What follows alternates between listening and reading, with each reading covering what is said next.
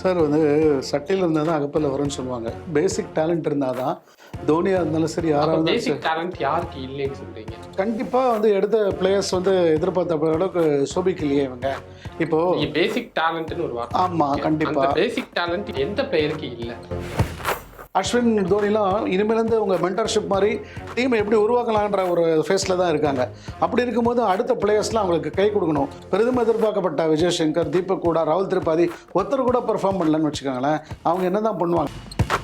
CSK பண்ணியிருக்கிற பண்ண மிகப்பெரிய தவறு என்னன்னு கேட்டிங்கன்னா, அவங்க நெக்ஸ்ட் ஜெனரேஷனுக்கு அவங்கள யாரையுமே பார்க்கவே இல்லை.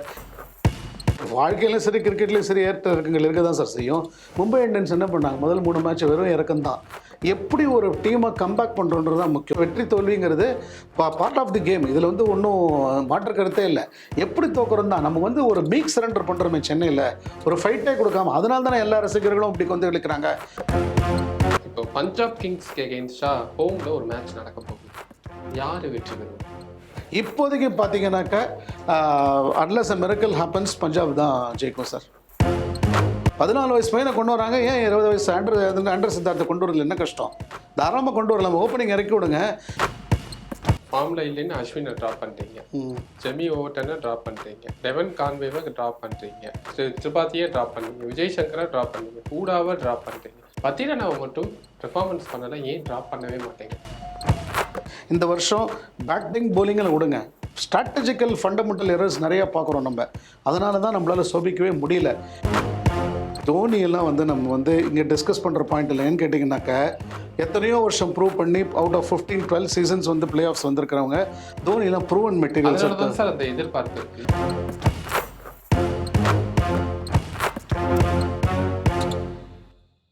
கிரிக்கெட் 20 நேயர்களுக்கு வணக்கம். சென்னை சூப்பர் கிங்ஸ் 2025 ஐபிஎல்ல ரொம்ப படுமோசமான தோல்வியை சந்திச்சுக்கிட்டே வந்துட்டு இருக்காங்க. இதற்கு காரணம் என்ன? ஒரு ஆறுதல் வெற்றியாவது சென்னை வந்து அவங்க ஹோம் கிரவுண்ட்ல பெற்று தருவாங்க அப்படின்னு எல்லா ரசிகர்களுமே எதிர்பார்த்துட்டு இருக்காங்க. ஸோ இதை பத்தி டீட்டெயிலாக நம்ம கிட்ட பேசுறதுக்காக நம்ம கூட இன்னைக்கு கிரிக்கெட் அனலிஸ்ட் சௌரி ராஜா நம்ம கூட இருக்காரு. அவர்கிட்ட பேசலாம். சார் வணக்கம். சார் வணக்கம் ஈஸ்வர். சார் எப்படி இருக்கீங்க? நல்லா இருக்கேன் ஈஸ்வர். ஐபிஎல் மேட்சஸ்லாம் எப்படி போயிட்டு இருக்கு? எப்படி பாக்குறீங்க அதை? நல்லா தான் போயிட்டுருக்கு. ஆனால் என்ன, கொஞ்சம் சென்னை தான் பர்ஃபார்மன்ஸ் எதிர்பார்த்த மாதிரி இல்லை. அது உங்கள் சென்னை. ஆமாம், அப்படின்னு சொல்ல முடியாது. நம்ம சென்னைன்னு வச்சுக்கோங்க. ஆனால் ஒன்றே ஒன்று, இந்த அனாலிசிஸ் போகிறதுக்கு முன்னாடி ஒரு 2 முக்கியமான விஷயத்தை நம்ம சொல்லி ஆகணும். ஏன்னா நம்மலாம் ரொம்ப கிரிக்கெட்டில் ரசிகர்கள். சென்னையை பற்றி பெருமையாக சொல்லிக்க வேண்டிய விஷயம். ஒன்று, அஸ்வினுக்கு பத்மஸ்ரீ கிடச்சிது ஆஸ் அ கிரிக்கெட்டர். அவரோட நமக்கு வாழ்த்துக்கள் தெரிவிச்சுக்கலாம். அதே மாதிரி நம்ம தலை தோனின்னு சொல்கிறதுக்கு முன்னோடி இருக்கிற தலை அஜித், அவருக்கும் பத்ம பூஷன் விருது கிடச்சிருக்கு. நம்மளுடைய பாராட்டுகளை கிரிக்கெட் ஒன்லி சார்பாக உங்களுக்கு தெரிவிச்சு. சார், சென்னை வந்து தொடர்ந்து ஹோம்ல 4 தோல்வி, அவையில கூட விட்டுருங்க, ஹோம்ல தொடர்ந்து 4 தோல்வி எப்படி பார்க்கறது? இது அவே ஹோம்ன்றதெல்லாம் கொஸ்டினே இல்லை ஈஸ்வர். இது வந்து ஒரு தோல்வி தான். ஏன்னா இப்போ இருக்கிற மேட்சஸில் எல்லா டீமும் அவையும் ஆடுறாங்க, ஹோமும் ஆடுறாங்க. இவங்களுக்கு இருக்கிற ப்ராப்ளம் வந்து நம்ம திருப்பி ஃபண்டமெண்டலுக்கு போனோம்னா எக்ஸாக்ட் டைப் ஆஃப் காம்பினேஷன் இன்னும் சரியாக கிடைக்க மாட்டேங்குது. அவங்களும் என்ன பண்ணால் எதை தின்னா பித்த தின்னுன்ற கதையாக என்னென்னவோ ட்ரை பண்ணுறாங்க. ஒன்றுமே சரியாக கிளிக் ஆக மாட்டேங்குது.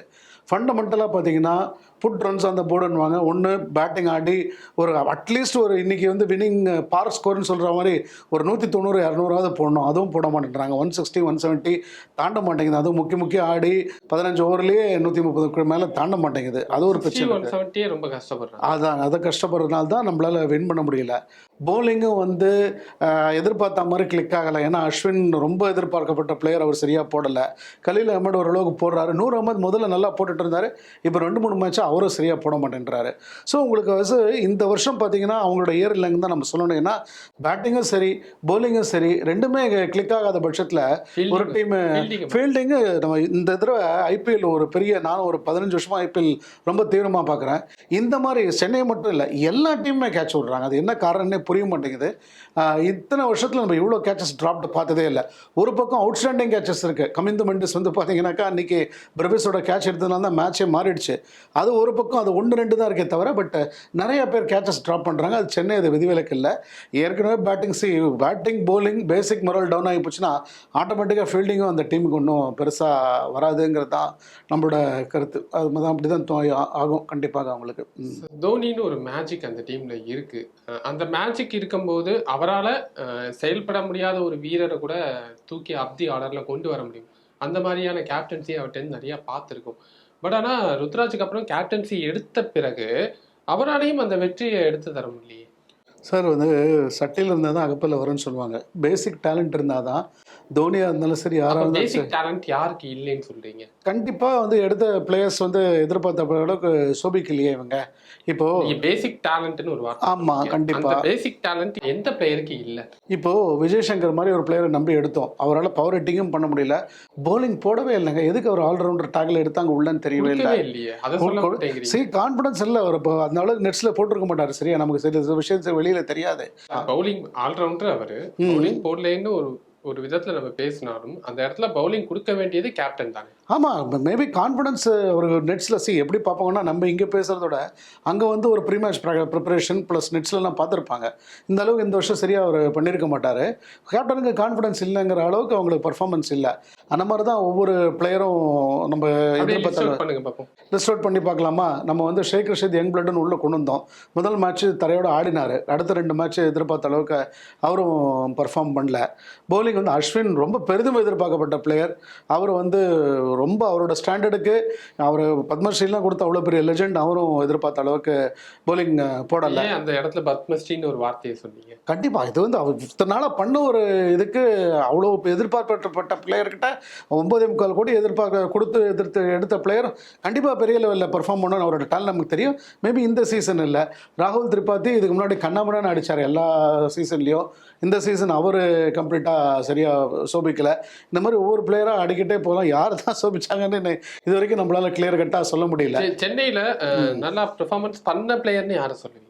ஓரளவுக்குனா கொஞ்சம் பவுலிங்கில் கொஞ்சம் கலீல் அஹ்மத் ஓஹோன்னு சொல்ல முடியாது, கொஞ்சம் கன்சிஸ்டண்ட்டு.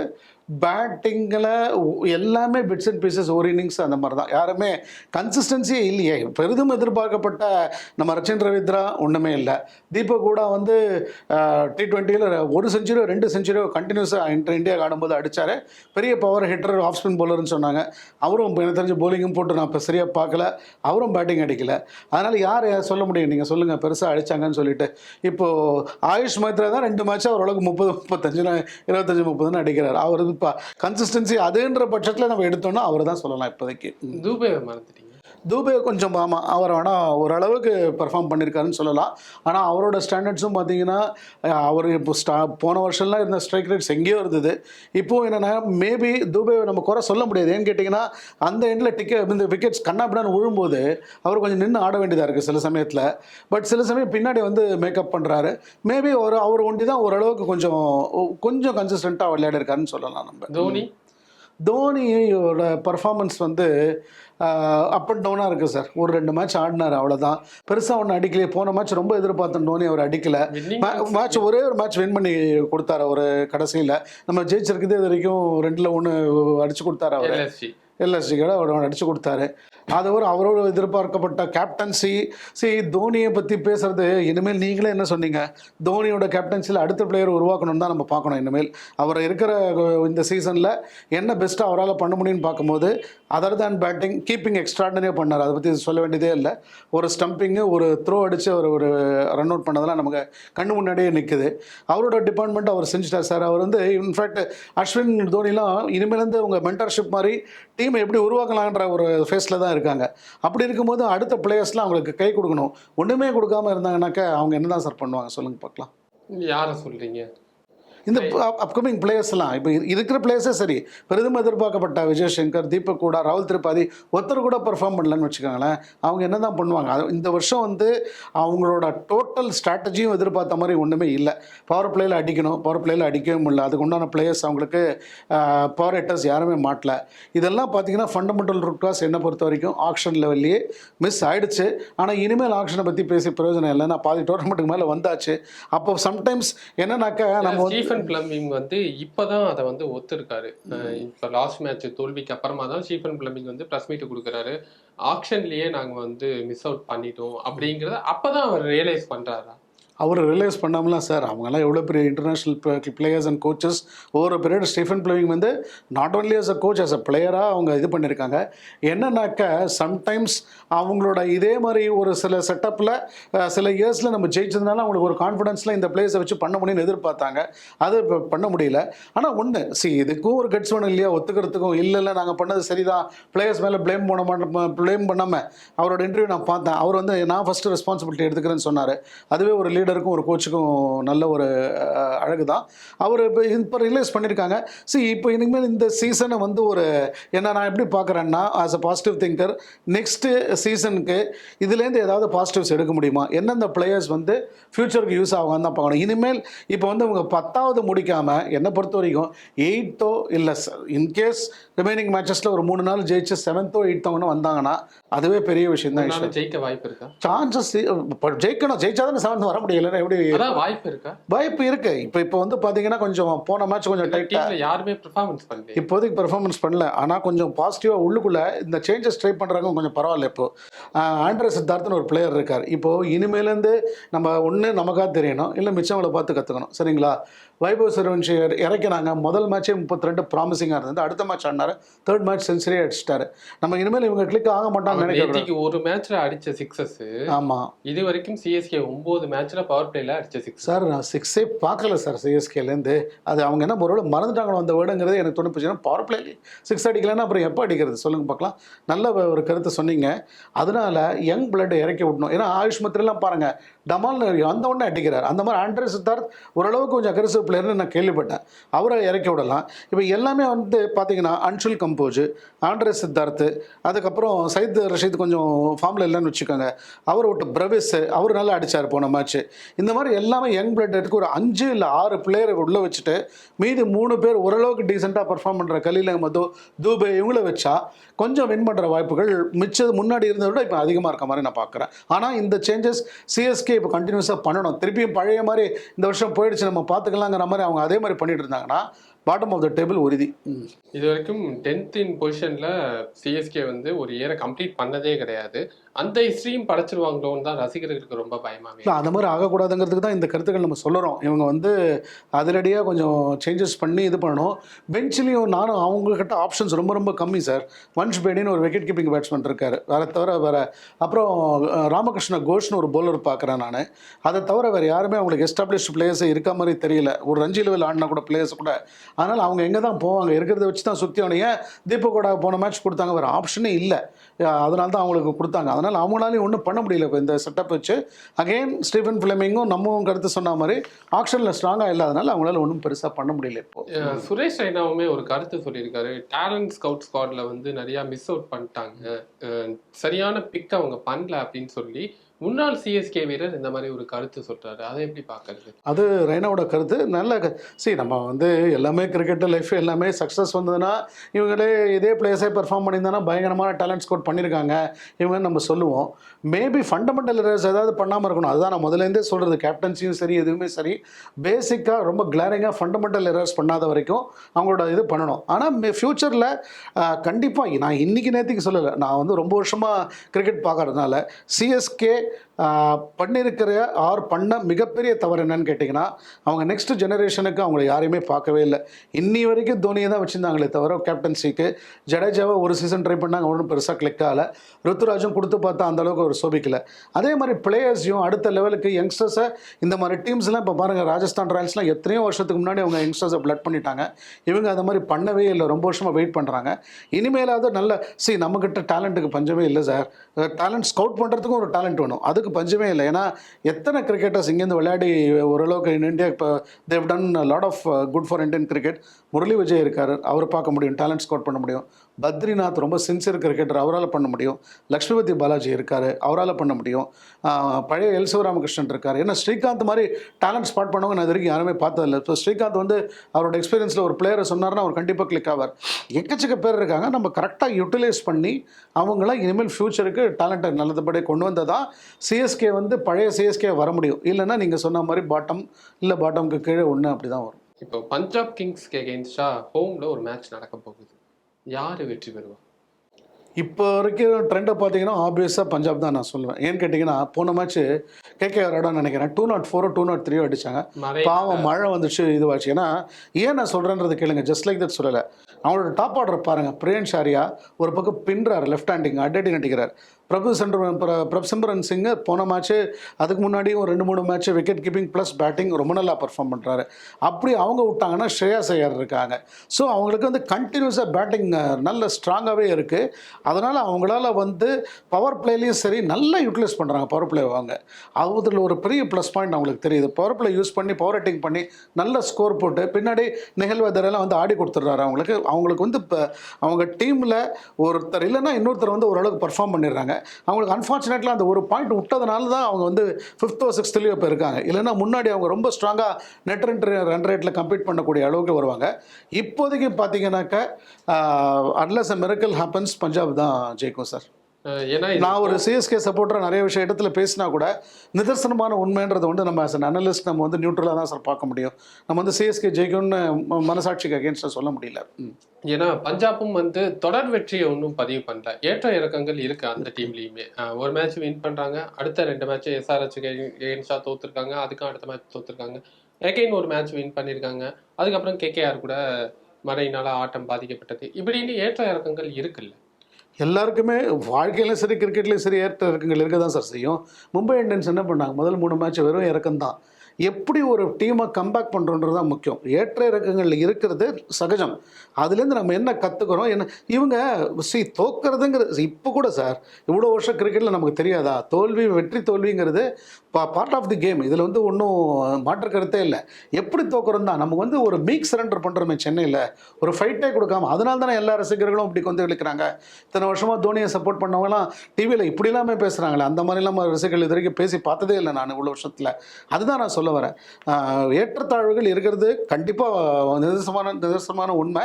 ஆனால் அதுலேருந்து நம்ம என்ன எடுத்துகிட்டு அதை நெக்ஸ்ட் பண்ணுறோன்னு அவங்க டீமில் பாருங்கள். ஃபெயிலியர்னு சொல்ல முடியலையே. இப்போது நீங்கள் என்ன முதல்ல கேள்வி கேட்டீங்க, எந்த பிளேயர் மோஸ்ட் சக்ஸஸ்ஃபுல் இன் சிஎஸ்கேன்னு. நம்ம 2 பேராலையுமே விரல் விட்டு எண்ணி தூபே கிட்டத்தட்ட சக்ஸஸ்ஃபுல்னு லைட்டாக சொன்னமே தவிர வேறு யாராலையும் நம்ம சொல்ல முடியலையே. அந்த மாதிரி அவங்க டீமில் இல்லை. பிரியன் ஷாரியா நல்ல சக்ஸஸ்ஃபுல்லாக இருக்கார், பிரபுசிம்ரன் இருக்கார், ஸ்ரேயாஸ் ஐயர் முதல் 2-3 மேட்ச் எக்ஸலண்ட்டாக ஆடினார். ஆமாம், நஹல் வதேரா ஆடுறாரு. அவங்ககிட்ட நிறைய பேர் அந்த மாதிரி பாசிட்டிவ்ஸ் தெரியுதே. அதனால தான் நம்ம சொல்கிறோம், நமக்கு வந்து ஒருத்தரை சப்போர்ட் பண்ணியோ இல்லை ஒருத்தரை குறைச்சி மதிப்பிடணுன்ற அவசியம் இல்லை. என்ன இப்போதைக்கு இருக்கிற ட்ரெண்டு நம்ம அனலிஸ்டாக பேசுகிறோம். ஏன்னா பஞ்சாப் கூட ஒரு மேட்ச் தோல்வி, இப்போ சென்னைக்கு வராங்க. இதற்கு பதிலடி கொடுக்க முடியாதா சென்னையால? கொடுக்க முடியும். நான் சொன்ன மாதிரி அப்ரோச் சார். இனிமேல் பாட்டம் ஆல்மோஸ்ட் இல்லை, மேபி ஒரு 2 பொசிஷன். அதான் நீங்க தான் சொன்னீங்க, இதுக்கப்புறம் ஒரு 3-4 மேட்ச் ஜெயிச்சா 7th or 8th வரதுக்கு ட்ரை பண்ணலாம். அதுக்கு வாய்ப்பு இருக்கான்னு உங்கள்கிட்ட கேட்டேன். இருக்குன்னு சொல்லியிருக்கீங்க. ஆமா, அதனாலதான் கேட்கிறேன். ஹோம் மேட்ச் இதுலயே சார் ஹோம்லையோ எனக்கு வந்து ஹோம் அட்வான்டேஜுக்கு பிச்சு நான் பார்க்குற வரைக்கும் ஏன் தெரில ஸ்டாப் ஆகி தான் வருது. ரொம்ப நாளாகவே சென்னையில் பிச்சு ஒரு பேட்டிங் ட்ராக் பண்ண முடியாதான்றது ஒன்று தெரியல. சரி, பிச்சை வந்து நம்ம எதுவாக இருந்தாலும் ஆளையாடணுன்றது உண்மை. ஆனால் எப்போதுமே எல்லாருமே எல்லா கண்ட்ரிஸும் ஹோம் டீமுக்கு ஃபேவரபிளாக தான் பிச்சு இருப்பாங்க. அதையும் கொஞ்சம் பார்க்கலாம் இவங்க. இன்னொன்று கம்ப்ளீட்டாக ஃபஸ்ட்டு நம்ம ஆயுஷ் மாத்ரே அப்புறம் இவர் ஆண்ட்ரே சித்தார்த் ஓப்பனிங் இருக்குது. ஏன் பிரவேஸை 1 ட்ராப், ஏன்னா அவர் நான் இதில் இல்லை, நான் 1 ட்ராப் ஆடி பார்த்துருக்கேன், 2 ட்ராப்பும் ஆடிருக்காரு. கம்ப்ளீட்டாக பவர் ஹிட்டிங் முதல் 5 ஓவரில் நம்ம எவ்வளோ மேக்ஸிமம் அதை யூட்டிலைஸ் பண்ணுறோன்னு பார்த்தீங்கன்னாக்கா கண்டிப்பாக கொண்டு வரலாம். சாம் கரன் வந்து எதிர்பார்த்த அளவுக்கு இல்லை பர்ஃபார்மன்ஸு. அதுக்கு போல் யாராவது புதுசாக கூட ஒருத்தரை ட்ரை பண்ணி ஓவர்டன் எடுத்துகிட்டு வரலாம். ஒரு நல்ல இருக்கு. ஆமாம், பெருசாக வாய்ப்புகளும் இந்த நடந்த மேட்சஸ்ல எதுலையுமே. அதுதான் சார் நமக்கு சில விஷயங்கள் என்னன்னா ஃபண்டமெண்டல்னு பார்க்கும்போது தான் நம்ம சொல்கிறோம். மிச்ச டீமுக்கு ஏற்றத்தாழ்வுகள் இருக்கிற மாதிரி சென்னைக்கு இருக்கிறதுல ஒன்றும் பெரிய பாதகம் இல்லை. ஆனால் பயங்கர கிளாரிங்காக சில மிஸ்டேக்ஸ் தெரியுது. நம்ம முதல்ல ஓவராக திரிபாத்தி ஆடவே முடியாதுன்ற பட்சத்தில் ஃபார்மில் இல்லை வச்சுக்கணும் ஒரு சான்ஸ் கொடுத்துட்டே இருந்த மாதிரி இருந்தது. அதே மாதிரி விஜய் சங்கருக்கும் சில பிளேயரை அந்த பாயிண்ட்ல ஏன் அஸ்வினானா தைரியமாக உட்கார வைக்கிறாங்க இல்லையா. ஒரு 2 மேட்ச் போடலன்னு உட்கார வச்சு திருப்பி நல்லா போட்டார். அந்த மாதிரி சில பிளேயர்ஸை உட்கார வச்சு நீங்கள் பேக் டு பேசிக்ஸ் போயிட்டு வந்து உள்ளே வந்தாங்கன்னா அவங்க ரெஃப்ரெஷிங்காகவும் இருக்கும், அவங்க டீமுக்கும் நல்லது பண்ண முடியும். அந்த மாதிரி தான் செய்யணும் சென்னை. பஞ்சாப் எடுத்துக்கிட்டிங்கன்னா மேக்ஸ்வெல் பெருசாக ஃபார்மில் இல்லை அவங்க டீமில். மார்க்கஸ் சைனீஸையும் இவரையும் ஷஃபிள் பண்ணி தான் அனுப்பிச்சி விட்டுட்ருக்காங்க. சகல் வந்திருக்காரு. இப்போது சகல் தான் வந்து அந்த கொல்கட்டாக்கு எகென்ஸ்டாக 4 விக்கெட் எடுத்து வின் பண்ணவே முடியாதுங்கிற மேட்சை வந்து 111 வந்து வின் பண்ணி கொடுத்தாரு அந்த மேட்சை. அவங்களுக்கு பவுலிங்கும் பேட்டிங்கும் ஸ்ட்ராங்காக இருக்காங்க. இதே பஞ்சாப் தான் 65க்கு 5 எடுத்தாங்க சென்னை. கண்டிப்பாக நான் அதில் மாற்று கருத்து சொல்லவே விரும்பலை. சொன்ன பிளேயர்ஸ் எல்லாமே பார்ப்போம். மேக்ஸ்வெல்லாம் என்னென்னா டீமில் ஒரு 5 பேர் 6 பேர் பர்ஃபார்ம் பண்ணிட்டாங்கன்னு வச்சுக்கோங்களேன், பேக்கேஜ்னு சொல்லுவாங்க, அவங்கள கேரி பண்ணலாம் நீங்கள் இன்னும் ஒரு 3-4 மேட்ச்சுக்கு. சென்னையில் என்ன தப்பு பண்ணுறோன்னா, டீமில் யாருமே பெர்ஃபார்ம் பண்ணாத போதும் கம்ப்ளீட்டாக சுத்தமாக அதுலேயும் ரொம்ப கம்மியாக பெர்ஃபார்ம் பண்ணுற பிளேயர்ஸ் லைக் திருப்பதியில் ஓவராக பேக் பண்ணுறோம் நம்ம. அங்கே தான் நமக்கு மிஸ்டேக் வருது. இதே சென்னையில் இதே பஞ்சாபை நம்ம கம்மியான இதில் தடவை வச்சு அதுக்கப்புறம் மேட்ச் ஜெயித்தோம் ஜெயிக்காதுன்றது 2வது பட்சம். ஆனால் இந்த மாதிரி பிளேயர்ஸை வந்து ஓவராக பேக் பண்ணும்போது டீமோட மொரால் போயிடுது, ரித்தமே போயிடுது. அவங்க ஒரு பக்கம் டிஃபென்ஸாகவே வச்சுட்டு இருந்தாங்கன்னு வச்சுக்கோங்க. முதல்ல 2-3 மேட்ச் எல்லாருமே டெஸ்ட் கிரிக்கெட்டானு கேட்டாங்க. டிஃபென்ஸாக அவங்க வச்சுருந்தாங்கன்னா மிச்ச பிளேயர்ஸால் காம்பன்சேட்டே பண்ண முடியல. ஏன்னா யாருமே ஃபார்மில் இல்லை. அங்கே தான் நமக்கு வந்து இந்த பிரச்சனை வருது. ஸ்கோர் லைனை விட்டுங்க, 65 for 5 75 for 5 நம்பர், பட் அதுலேருந்து எப்படி திரும்பி வரும்? ஏன் அவ்வளோ தூரம் போகிறீங்களே? டெல்லி ஃபஸ்ட்டு மேட்ச் ஞாபகம் இருக்கா உங்களுக்கு? ஆல்மோஸ்ட் லாஸ்ட் அந்த மேட்ச்சு அசுதோஷ் சர்மான்ற ஒரு பிளேயர் வந்து ஃப்ரம் நோவேர் அடிச்சு கொடுக்கலையா டெல்லிக்கு? அந்த மாதிரி ஒரு இன்னிங்ஸ் ஒரு ஸ்பார்க்கு தான் சார் மோஸ்ட்லி கிரிக்கெட்டில் தேவைப்படும். ஒரு மேட்ச்சில் அந்த ஒரு ஸ்பார்க் இருந்ததுன்னா இக்னைட் ஆகிடுச்சுன்னு வச்சுக்கோங்களேன். எல்லாமே பிளேயர்ஸ் வந்து இந்த தடவை அந்த ஒரு அவங்களுக்கு இருக்கிற ஒரு மோட்டிவேஷன் லேக்கிங்குன்ற மாதிரி ஒரு ஃபீலிங் வந்து ஒரு பார்வையாளருக்கே வருது. அந்த மாதிரி வரவே கூடாது. அங்கே தான் வந்து சென்னை ரொம்ப ரொம்ப எதிர்பார்த்த அளவுக்கு பண்ணலன்னு நான் சொல்கிறேன். சென்னை இந்த மேட்ச் ஜெயிக்கிறதுக்கு வாய்ப்பு இல்லையா? வாய்ப்புகள் கம்மி சார், இல்லைன்னு சொல்ல முடியாது. கிரிக்கெட்டில் நானும் நீங்களும் எதையுமே 100% ப்ரெடிக்ட் பண்ண முடியாது. இப்போ இருக்கிற சூழ்நிலையில் பார்க்கும்போது இப்போது நீங்கள் மேத்தமெட்டிக்கலாக சொல்லுங்களேன், ஒரு நம்பர் கேட்டிங்கன்னா 70-30 அகேன்ஸ்ட் சென்னைன்னு சொல்லுவேன் நான். 70 யாருக்கு 30 யாருக்கு? அப்போ 70 in favour of Punjab, 30% in favour of Chennai. Sir மீண்டு வரத்துக்கு வாய்ப்புகள் இருக்கு, யங் பிளட்டை எடுத்துட்டு வந்திருக்காங்கன்னு சொன்னீங்க. அந்த 30%ல இதெல்லாம் தான் வந்தால் தான் நடக்கும். அந்த 30% வந்ததுக்காக தட்டி கொடுத்துருக்கீங்க. ஆமாம், எக்ஸாக்ட். கொண்டு வரணும்னு தட்டி கொடுக்குறீங்களா? 2 விதமாக வச்சுக்கலாம். நீங்கள் கொண்டு வந்தால் தானே 30%ல வருவாங்க. ஆல்ரெடி 3 யங்ஸ்டர்ஸ் இருக்காங்க. ஏன் இப்போ எல்லா டீம்லையும் யங்ஸ்டர் இப்போ 14 வயசு பையனை கொண்டு வராங்க, ஏன் 20 வயசு அண்டர் சித்தார்த்தை கொண்டு வரல? என்ன கஷ்டம்? தாராளமாக கொண்டு வரலாம். ஓப்பனிங் இறக்கி விடுங்க. இப்போ ஷேக் ரஷீத் 3 மேட்ச் கொடுத்தோம், சரியாக விளையாடல. அவரையும் ஓப்பனிங் அவருக்கு பதிலாக ஆண்டர் சித்தார்த்தை இறக்கி விடுங்க. ஒன் ட்ராப் பிரவிஸை ட்ரை பண்ணி பார்ப்போம். பவர் பிளேயில் எந்த அளவுக்கு வரலான்னு பார்க்கலாம். அன்ஷல் கம்போஸ் இன்கேஸ் ஒரு அவர்டனை நீங்கள் சொன்ன மாதிரி ரீப்ளேஸ்மெண்ட்டு கொண்டு வரலாம். அதெல்லாம் ட்ரை பண்ணி பார்த்தா தான் அட்லீஸ்ட் இந்த 30% ப்ராபபிலிட்டியில் நமக்கு சான்சஸ் இருக்குது. இல்லைன்னா ரொம்ப ரொம்ப கஷ்டம். எல்லாரை பற்றியும் பேசுகிறோம். Pathirana awfully out of form sir. ஒரு 2 மேட்ச்சுக்கு மேலே எல்லாரும் என்ன சொன்னாங்க, பின்னாடி போட்டால் நல்லா போடுவாண்டாங்க. கடைசி ஒரு 22 ரன் மூணு கொடுத்தாரு அவர் டவுன். பத்திரனாக்கு இந்த வருஷம் பார்த்தீங்கன்னா ஒரு ஆஸ் அ அனலிஸ்ட் பார்க்கும்போது உங்களுக்கு அவரோட கம்ப்ளீட்டாக எல்லாமே அவர் யார்கர் ட்ரை பண்ணுறாரு. அவரோட ஸ்பெஷாலிட்டி யார்கர் தான். அவர் யார்கர் ட்ரை பண்ணும்போது என்னன்னாக்கா இப்போ ஃபார்மில் இல்லாதனால எல்லாமே டவுன் த லெக் போகுது. அதனால் ஒரு வைடு எக்கச்சக்கமாக போடுறாரு. லெக் சைடில் போட்டால் இன்றைக்கெல்லாம் bread and butter shot leg சைடில் ஃப்ளிக் பண்ணாங்கன்னா 6 தான். சரி, எனக்கு இந்த இடத்துல என்ன ஒரு கேள்வின்னா, ஃபார்ம்ல இல்லைன்னு அஸ்வினை ட்ராப் பண்ணுறீங்க, ஜெமி ஓவர்டனை ட்ராப் பண்ணுறீங்க, டெவன் கான்வேவை ட்ராப் பண்ணுறீங்க, இந்த மாதிரி திரிபாத்தியை ட்ராப் பண்ணீங்க, விஜய் சங்கரை ட்ராப் பண்ணீங்க, ஹூடாவை ட்ராப் பண்ணுறீங்க, ருத்ராஜ் இன்ஜுரின்னு அவரே வெளியும் போயிட்டாரு. பத்திரனாவை மட்டும் பெர்ஃபார்மன்ஸ் பண்ணலாம், ஏன் ட்ராப் பண்ணவே மாட்டேங்க? அது என்னன்னு தெரியல சார். எனக்குமே அது ஒரு பெரிய ஆச்சரியமாக தான் இருக்குது.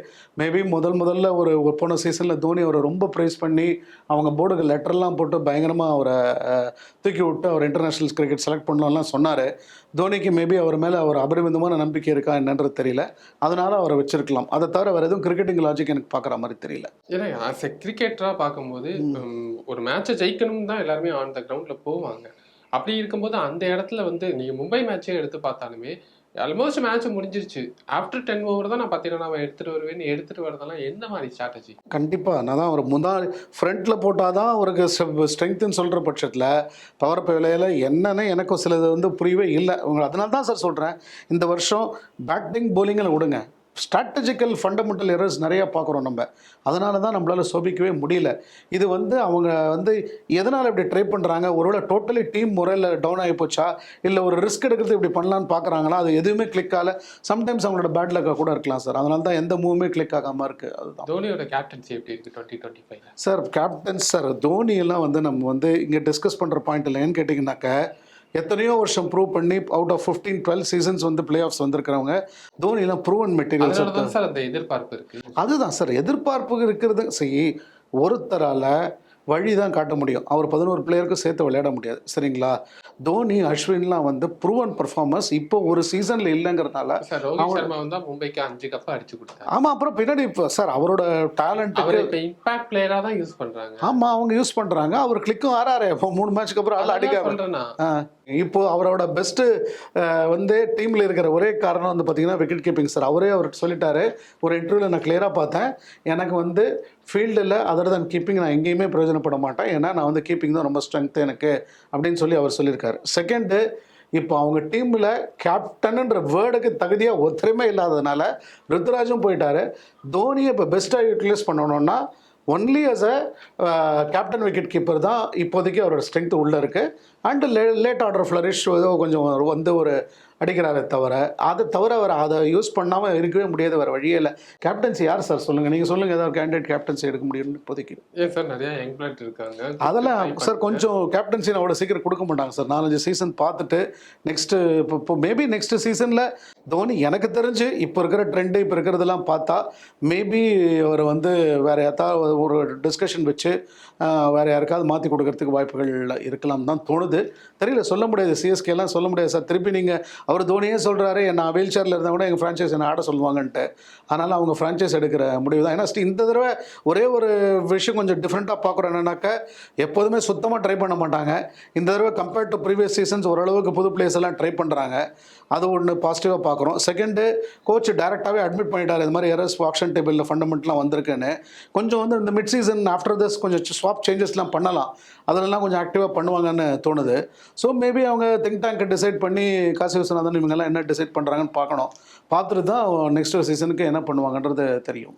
ஓகே சார், பார்க்கலாம். ஹோமில் தொடர்ந்து ஒரு 4 தோல்வி, 5வது மேட்ச் ஹோமில் விளையாட போகிறாங்க.